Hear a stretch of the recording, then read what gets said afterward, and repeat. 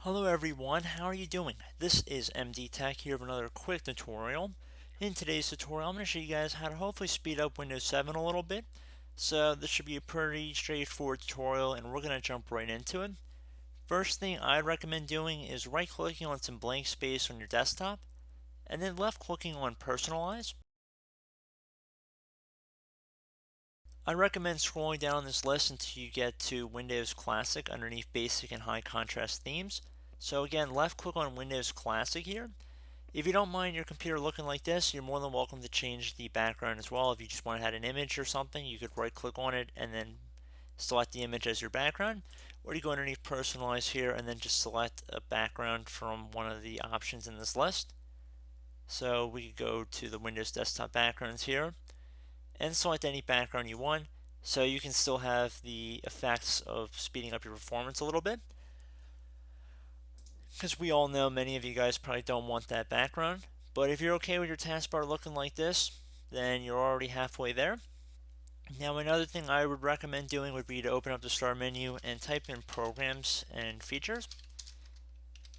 Again, one of the best matches should say programs and features. I'd recommend left clicking on that. And now if you have any programs in here you rarely use, I would recommend left clicking and then uninstalling them as well. That could definitely free up some hard disk space, and if they're running in the background of your computer, it could definitely be a plus. Also recommend once you're done doing that, open up the start menu, type in msconfig. Underneath programs there should be something that says msconfig here. You want to right click on it, left click on run as administrator, go to the startup tab. Now, basically anything in this area underneath the Startup tab you can turn off without really any repercussions. The one exception would be if you have antivirus software. I'd recommend keeping that checked. Please note, if you just turn it off, it's just turning it off from loading every time your computer restarts. So you don't necessarily need all of your printer drivers to turn on right when your computer turns on. They will turn on when you set your printer or you set Microsoft Word or Office to print something out. So you don't necessarily need it to boot every time your computer boots up. And there could be quite a few entries in here depending on how many programs you have. So you would just left click on the entry in here and then click on applying, okay? And you would have to restart your computer, which I would recommend you do. But there's one more thing I want to go through in this tutorial, and that will be to change the paging file size and incorporate some virtual memory into your computer. This last step will be most beneficial to those who are using 4 gigabytes or less of RAM on their computer. So if I open up the start menu here and type in system, and then I go underneath the system entry underneath control panel, you can see I have 1 gigabyte of RAM installed. So in order to use a little bit more virtual memory off of your hard drive, so basically using some of your hard drive space as another form of memory, which isn't as good as having actual physical memory sticks, but it can definitely help performance if you are really using a slow computer. So in order to use some of that, you would left click on the advanced system settings area on the left here. Underneath performance, where it says visual effects, processor scheduling, memory usage, and virtual memory, left click on the settings button right here. Go up and left click on the advanced tab.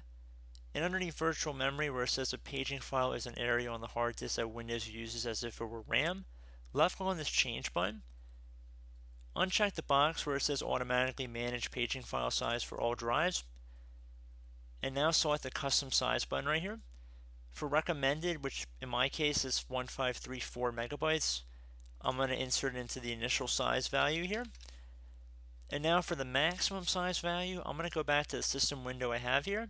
And you can see I have 1 gigabyte of RAM installed.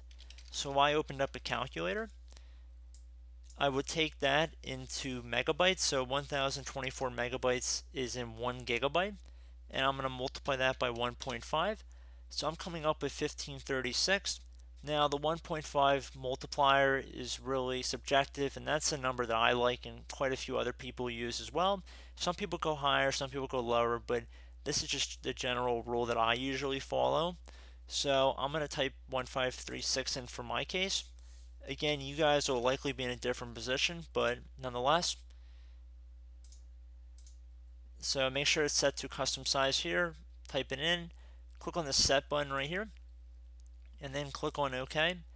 You're going to have to restart your computer, so just click on OK, apply, OK, OK. I'm going to set it to restart later, but I would recommend that after you apply all of these things that I went through in this video, that you do restart your computer. If you have any antivirus scanners like Malwarebytes or Avast or any real-time scanning engines, I'd recommend making sure they're turned on and running any scans that you can with them as well. And that should hopefully be able to speed up your computer a little bit. So as always, thank you guys for watching this brief tutorial. I do hope I was able to help you out, and I look forward to catching you all in the next tutorial. Goodbye.